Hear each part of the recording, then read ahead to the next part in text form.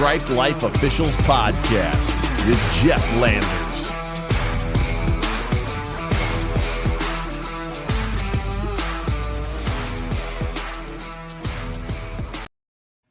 Welcome in. This is the Striped Life Officials Podcast. I am Jeff Landers. As the title of this podcast shows you, this is the spring football recap. I've been working spring football, and boy, did I need it, really. And no video of me today. I got the hockey flow going up top on the hair. I haven't trimmed the hair in a while, trimmed the beard in a while. It's reminiscent of when I played 2 years of club ice hockey at St. Bonaventure. Didn't bother taking a shower after work as I sit in my office. So no video of me today. Been super busy trying to buy a house. So it's been a little over 2 weeks since I've done a podcast. And to my rabid fans out there, I know there's all 1.5 of you. Sorry that I haven't had a podcast out in a little over 2 weeks. Busy trying to buy a house, catch the dip on the housing market. But like I said, spring football, summer football. I want to thank the assigners who have helped me get into the semi-pro league that I worked. Of course, we know that to be rec ball as any other sport than football. But football, semi-pro league worked that. And then our local university just up the road, they had an intramural season where they play 9-man football with pads and helmets and just some very simple modified kickoff rules. Otherwise, we're using NFHS rules. The same thing with the semi-pro. We're using NFHS rules with the exception of down by contact, hurdling, and intentional grounding rules. But this fall, the NFHS is going back to is changing their intentional grounding rules. So been working spring. Like I said, I needed it because early May, when I first got back on the football field after running 95 basketball games. I ran 95 basketball games over the winter following my first season of fall football. And the first game I was back in May, I really found out that it wasn't quite like riding a bike. It really wasn't, because in our association, what they teach you is, if you're up top on a kickoff with the kickers or receivers, once the ball is kicked, you kind of run onto the field and angle into the field as you're running down toward the play. And then you got to cut back and get to the goal line if, it's going to go the distance. But I ended up doing that from the 20-yard line where I was as the ball was coming at me on the receivers. And I just kept thinking to myself on my very first game, man, this does not feel right. What am I doing wrong? And it was not exactly like riding a bike. I needed those 10 to 12 games that I did this spring to get all of that flow coming back into my brain that I had earned at the end of last football season. So I really want to thank the assigners who got me involved, the Marshall and JC, for helping me out, getting me in those games. I needed the reps. I really, really needed those reps, and they came through. I think I did about 10 to 12 games total. And I want to thank Marshall and JC for getting me involved. And if you if you've gotten this far and you're still listening to me, hit that like and subscribe button, whether you're listening on YouTube, Audible, Amazon Music, Google Podcasts, wherever you may be right now. Hit like and subscribe. It would sincerely help me out as we try to spread the word on officiating, as I share my journey here. And that's what it's really all about, is just sharing my journey. And earlier this spring, while we were still in baseball season, I had gone down about half an hour away to a spring football game, and I was the white hat on this game. And I ended up picking up my umpire, who is also a baseball umpire. So he was working in the backfield with me for the spring football game, and he's telling me this story about his baseball season and how it's going. And he goes, Jeff, I've been doing JV game after JV game after JV game. I didn't know what I needed to do to get noticed. So I up and called the commissioner of the league, the assigner of the league. And I said, what do I have to do to get noticed? Because I think I'm a lot better than just doing JV game after JV game after JV game. Well, lo and behold, either later that week or early the next week, my umpire was working a varsity game behind the plate with the assigner, with the commissioner of the baseball association here locally. And after that game, the assigner told him, I liked what I saw. And then later that week, he was an umpire behind the plate with the number 2 in charge of the association. And the number 2 in charge of the association said, I liked what I saw. And so from there, he started getting a few more varsity games sprinkled into his schedule, guys. If you need to know what you need to do to get noticed, make the phone call. Pick up the phone. I know it can be scary. I think about, being a young teenager trying to pick up that phone and dial your crush. And then all of a sudden, dad picks up on the other end of the line. Well, hi, what's her name home? That was scary. If you want to get up there too, don't be like that teenage boy. I remember those days. Make the call, guys. And on the other side, maybe return a call that you missed or take a call that you've been dreading taking. Another story for you. Back when I was at the TV station here in town, summer can be very slow for sports coverage.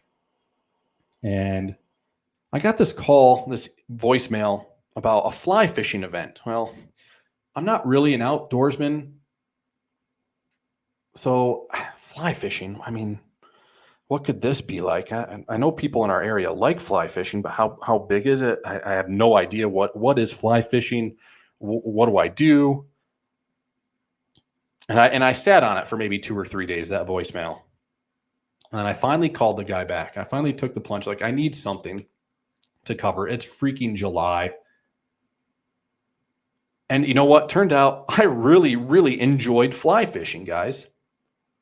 So don't be afraid to return that call. Fly fishing turned out to be a guide, and he took me out fly fishing, and we did a couple of stories. And then every time I got a new reporter, whether it was Chris or Julia or Andrea, anytime I got a new sports reporter, every 2 years, their first story with me was fly fishing, because we always hired them during the summer before football season kicked off. Oh, you're coming to Eastern Idaho. It's an outdoors paradise. It really is. You're going fly fishing. That's going to be your first story. It turned into something that I really liked doing, and I showed that to the younger reporters who were coming in, and they loved it. All 3 of them absolutely loved it.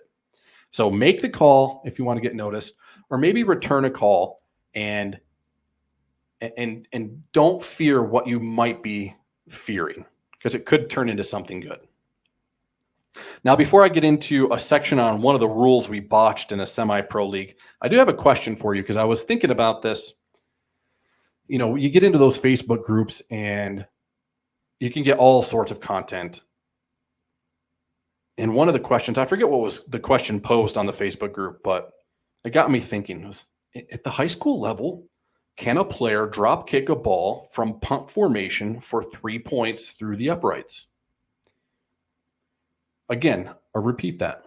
Can a player drop kick a ball from punt formation through the uprights for 3 points? Kind of that I think it was Doug Flutie's last play as a professional, maybe just in his last game. But he drop kicked it for, I believe, 3 points. He was part of the New England Patriots when he did it. But punt formation, drop kick, ball hits the ground, and it kicks through the uprights. Can you do that at the high school level? If you know the answer, email me, stripedlifepod@gmail.com. Again, that's stripedlifepod@gmail.com. Actually, I can show this to you if you're watching on YouTube. If I can get my banner here. Yeah, there we go. stripedlifepod@gmail.com. For those of you listening, striped has a D on the end. stripedlifepod@gmail.com. Now, can you do that? Can you drop kick a ball at the high school level for 3 points? Email me answer and the rules reference. We're referees. We should know the rules. Send me what rule it is. Now the rule we botched this spring. We were at a semi-pro game. This was at the same location. It was a different game, but at the same location as that story that I had told you that my umpire and I drove down to. And as not really a close game, but it was competitive. Both teams were trying really hard. We got ourselves into this situation, and I was the head linesman. And in this semi-pro league, because it's really rec ball, the chains were on the home sideline. So just denote that for those of you working. We were working 5-man crew. I was head linesman, home sideline. And in a PAT situation, so I'm head linesman. The kicking is going from my left to right on this PAT situation. Now, the kick didn't even get off the ground, and it didn't cross the neutral zone. I believe it was blocked or it hit one of the K players in the back on the ground. So what does K do? K picked it up and took it to the opposite pylon from me, and they made it across the goal line, and the person who was there signaled that it was a good 2-point try. Well, what do you guys have out there? On a PAT situation, a kick is blocked and does not cross the neutral zone. Can K pick it up and run with it? Well, thanks to our good friend Blair, who we've had on this podcast. We called him at halftime after this had happened. This had happened in the first half, maybe midway through the second quarter. We had to call Blair and say, hey, Blair, we need help on this. Because we got together on the field and we ruled it, yeah, let's go with it because it didn't cross the neutral zone. Well, here is Rule 832B. The try begins when the ball is ready for play. B part of it says it ends when it is apparent a drop kick or place kick will not score.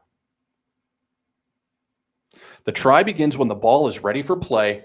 It ends when it is apparent a drop kick or place kick will not score. We were wrong. We were wrong on the field in the first half. We called our friend Blair.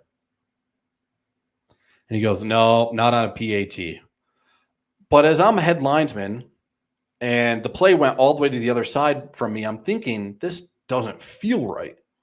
This really doesn't feel right. But I was so far out of the play that when we had all got together, I don't know if I wasn't brave enough to say that it didn't feel right, or I was just going with the flow with what other guys were saying. But I didn't say that when we got together. We ended up counting it as a 2-point try. Halftime, Blair says, no, it doesn't count. We go back out for the beginning of the second half. And before that, we inform the coaches we're taking 2 points off the board because the kick did not count. Alerted the press box. Kick did not count. The team who scored the 2 points went on to win big anyway. It didn't end up being a very close game, but we wanted to make sure we got it right. Now, the guy who was the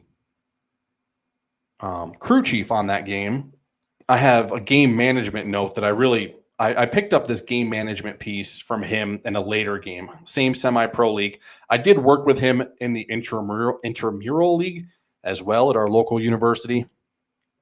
But the crew chief of that game, I saw this on a different game that I was working with him. And he was the line judge in a semi-pro game. I was the back judge. Now, the B team was trailing big, maybe late in the third, midway through the fourth, somewhere in there. They were trailing big. It was not a close game. And they had too many players on the field for defense. And we're inside the red zone. So I'm backed up. My heels are basically on the end line in the back of the end zone. And B had too many players on the field for defense. The snap is imminent. And as a B player hustled to get off the field toward JC's side, JC stepped onto the field by 3 or 4 steps and was like, get to me, just get to me, just get to me. And he was telling the players who was hustling off. Now, I think it was pretty even because I had to go back to my stopwatch for the play clock. But I think the player made it to JC, who was maybe 4 or 5 yards out onto the field from the line judge position as the snap happened. Did he really affect the play? Do we have to shut it down for a legal substitution when it's a semi-pro game? That team is losing so big, they don't need another penalty. And I picked up on that real quick. And I was like, that's a smart move. I really like that. And I did end up using that in another game. What it was that semi-pro all-star game, that semi-pro league. They had an all-star game, and I used it within the context of an all-star game. And I'm going to go to my rules gurus out there. If you like this, if you don't like this, let me know. But I'm going to talk to the people in my association who have been around for a while about this and really see what they say. So one game management note that I really liked, and this is Rule 374 that I'm going to pull up for you on YouTube. During a down, a replaced player or substitute who attempts unsuccessfully to leave the field and who does not participate in or affect the play constitutes an illegal substitution. That is the letter of the law. We always talk about the letter versus the spirit of the law. Now, JC stepped in and gave the player the spirit of the law. Are there situations out there where we have to go by the letter? Yeah, I'm sitting here thinking, you get into a state quarterfinal game, tie ball game, you might want to enforce that to the letter of the law because they had too many men on the field. So really like that from JC, and I want to get into some quotes. You guys who are around me know I like the inspirational space, the self-motivation, I guess you could say self-help, but inspirational, motivation, self-help, dig yourself out of a bad place, keep going, keep pushing, keep trying. I love that headspace and the kind of energy you can get, and you can get fired up. So I have a couple of quotes here for you that I always want to get into. I think that I'm going to make this a regular thing, trying to get into and get you guys motivated is really what it is. But I heard this one the other day as I was listening to a podcast. And for those of you seeing it on YouTube, it says, insight is not 2020. Of course, we know the saying that says hindsight is 2020, but insight is not 2020. And I heard that from George Tank Sinatra Resch, who was on a different podcast. And what do you guys think about this one? Because insight is not 2020. The person who knows doesn't have 2020 vision. And what I got from this is that if you have insight, you probably have the experience. If you have the experience, you probably waded through a pile of crap to get that experience. I mean, the master has failed more times than the novice has even tried, type of thing. Insight is not 2020. Now, you could also look at it as, if I'm the person receiving insight, I might not be able to see what that person is giving to me 2020 because I haven't had the experience. You guys got to get the experience, get the reps, wade through all the crap, all the coaches yelling at you, all the inadvertent whistles, the flags you wish you could have back. You have to wade through all of that in order to get that insight to share. Now, you can share it with the young guys, absolutely, and hope that they pick up on it a little bit earlier than you did maybe, but they're also going to need that path to go through.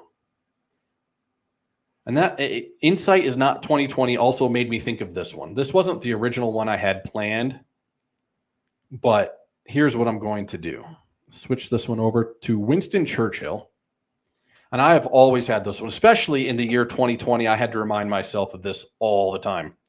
If you're going through hell, keep going. If you're having a bad time, don't stop. You're almost locking in that you're going to continue having a bad time. If you're in hell, if you find yourself walking through hell, why would you stop? Because you're guaranteeing your place in hell. Keep going, keep plotting, keep charging through to get yourself to the other side of that. And when you are able to look back, insight won't be 2020. For those who listen to your message as you share it. So insight is not 2020. And if you're going through hell, keep going. Hope you guys are having a great summer. Again, like and subscribe if you've listened to how far. If you've gotten this far in and you like what you've listened to, please like and subscribe as we try to spread the message here. We're on YouTube, Audible, Google Podcasts, Amazon Music, and of course, you can follow us on Instagram as well. We are just about 3 weeks away from our association's football clinic, and I will have more hopefully before then, but definitely going to have some content coming out of that for you guys as we push into the fall football season. We are halfway through July as I record this. Hope you guys enjoy your time off before we ramp it up again.